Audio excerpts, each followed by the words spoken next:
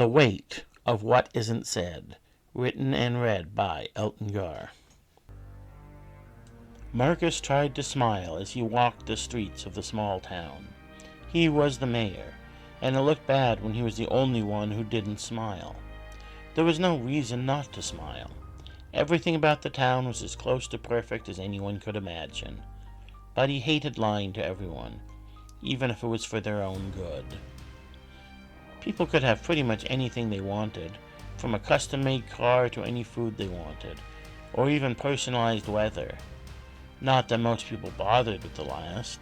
The 70-degree weather with a cool breeze was perfect for most people, though Old Lady Miller liked a good Sunday rainstorm from time to time.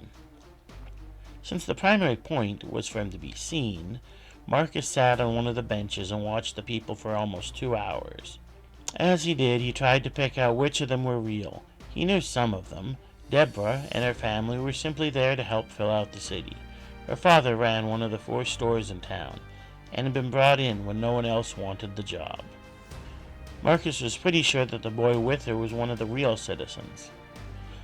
There weren't a lot of kids in town, but Markus did his best to keep the population stable, even if the process was a bit uncomfortable, and not as reliable as he would like.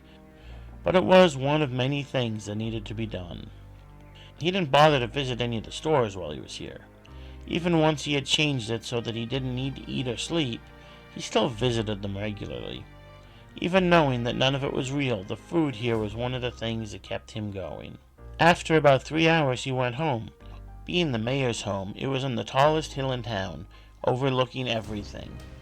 Other than that, it really wasn't that much better than anywhere else. If someone wanted a bigger house, they could have it. But there was something about knowing you could have what you want that made it less appealing to many people. He kissed his wife as he got home. She wasn't any more real than Deborah, except she knew it. She couldn't say anything to anyone about that, but once he had been let in on the secret, it just made sense. They might even have a kid in a few years, if it seemed right. Once they closed the door, Maggie went back to her routine. She wasn't unfriendly, but she didn't put on the same show when the others couldn't see her. But she would cover for him when he wasn't available, so he didn't need to worry as much when he went into the basement, locked the door, and laid down on the small, thin mattress. With his eyes closed, he began the mantra that triggered the transfer process. It took about 5 minutes, partially to make sure no one accidentally did it, but mostly because he actually needed the time. When the mattress faded away, replaced by the feeling of floating, he opened his eyes. He laid there, slowly moving his hands and feet. He had never been as stiff as the first time when he woke up, but the small electrical shocks that kept his muscles from atrophying weren't the same as actual exercise. He then slowly got out of the tank that he had spent most of his life in. He was in a massive mine, hundreds of feet underground. Around him were 1,000 similar tanks. Most of them were empty. They had been full a few hundred years ago when people had fled into the simulation, but every generation there were fewer people. That was a problem, but it wasn't Markus's problem. That was something some of the bigger cities focused on. Part of that was that they were considered more elite, since they were picked from a bigger pool. But while that bigger pool was part of the reason, it was far more about genetics. The bigger cities could have a lot more children without the loss of genetic diversity. So, Markus focused on his job. It wasn't all that physically difficult. He started by simply inspecting each of the tubes. He had only found malfunctions a couple of times.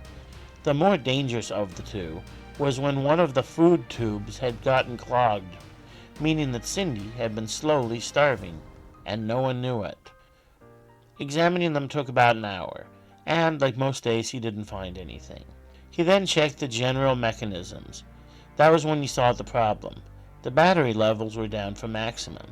It was only about 1% below maximum, but it was better to get on it right away. If something was actually damaged, he'd need to fix it before the batteries ran out completely, or things would get bad. The batteries themselves were still working well.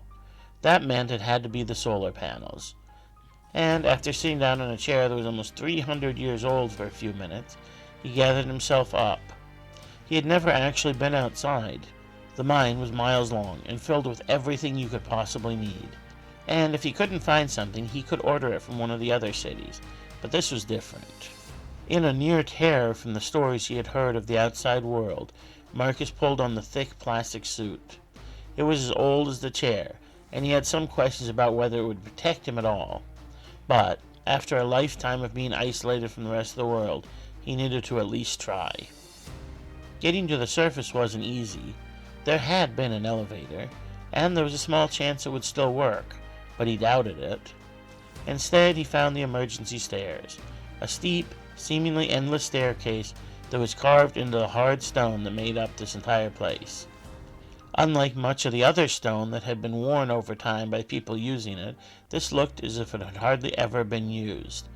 And it wasn't really meant to be used, as there were small inconsistencies in the heights of each step that made it uncomfortable to use. It was also exhausting. He had moved around more than most people, but he had still spent most of his life in one of the tanks, so he wasn't strong. He stopped 4 times on the way to the surface, sitting on the stairs until that became as uncomfortable as moving up them. At the top, he found something he hadn't expected. Another small group of rooms that had once been occupied. There were about 24 bedrooms and a few large rooms full of supplies. That included some food and water. He had a few sips of the water, but ignored the food. Eating solid foods tended to make him sick. The door was huge, metal, and looked less worn than most of the rest of the place. Of course, it hadn't been used for hundreds of years, and it had been designed to survive the nuclear war that had driven them into the caves to start with. So, that shouldn't surprise him. But it felt off. Next to it was a small keypad. It looked similar to, but far older than the ones in the simulation, and he hoped that the override codes that worked in them would work on it, because if they didn't, he had no idea how he was going to get out. He tapped in the 10-number code, and a small red light above the door began to glow and pulse. He stepped back as the ancient mechanism slowly turned, and the door slid open.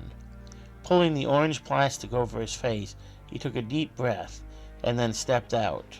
It was probably just dust or dirt on the panels. He'd spend a few hours cleaning, and then go back inside and never have to go outside again. Except, as he stepped out, what he found wasn't the barren nuclear wasteland he had been expecting. It wasn't even the green world which had rejuvenated itself that he had hoped for, though that was closer. It was a city, though not the type of city he had seen in history books or the movies. It was green, with plants everywhere. And as he stood there in awe, he saw a rocket slowly lifting into the air, white plumes of smoke flowing out from it. But the air was almost as fresh as that in the simulation, and far better than inside the cave. There were also 2 people, a woman, perhaps 50 years old, in a black suit, and a much younger woman holding a tablet. As soon as he stepped out of the door, the older woman moved forward, the other scurrying to catch up. "We weren't sure if you'd come out or not, but I'm glad to meet you," the older woman said, and put out her hand. She had a strong, firm handshake. "What is this place? I was told that the world had been destroyed," Markus said. "Very nearly, but that was ancient history," the woman said. "It was less than 300 years ago," Markus responded. Another of the small fibs. People had begun questioning how the machinery had remained intact after a few hundred years, so he began to slide the scale. "It's been almost 1,500 years since your people went into that cave." "But if the world wasn't destroyed, then that makes no sense," Markus said. "The history is confusing and upsetting, so we don't focus on it too much. Let's just say people wanted different things, or thought they did. So, a decision was made. One group went into the simulation, a perfect world where nothing that their leaders did could hurt anyone outside, including those of us who stayed. But this place looks a lot like where I'm from. There are just more of you," Markus said. "It turns out that most people want the same thing. They just think different paths will get them there." Author's note. There could be a lot more to this story. I actually started writing an explanation for why things are more similar than you might expect. If you're interested, the people outside were able to see and use ideas from inside, and even share a few. But none of that was the point of the story. The point was to remind us that as divided as we are, most of our goals are the same. With a few outliers, we all want peace. We all want a better world for those who come after us. And I think most of us want that for everyone else too. It's mostly just fear and a few people with too much power that gets in the way.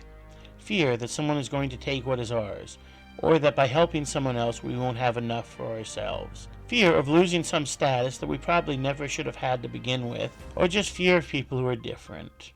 I don't know who went into the simulation and who stayed out. I don't even know if it was really separated out as well as people might have thought after 1500 years. It's a long time, and outside of a few very dramatic examples, I have no idea what people were fighting about 1500 years ago, and I am confident that the things we worry about now will be mostly over, one way or another, when our ancestors look back at us. So, let's try to focus more on the things that unite us, and the things that matter, because, as scary as the world can be, the solution isn't more fear. It never has been. If you enjoyed this story, please consider subscribing and liking. It helps small channels a lot. And if you want to stay up to date with everything I do and get access to my prose stories for free, you can sign up as a free member of Patreon. Or at any paid level, you can get access to over 50 patron-exclusive short stories and vote on what I write next. Thank you, Elton Gar.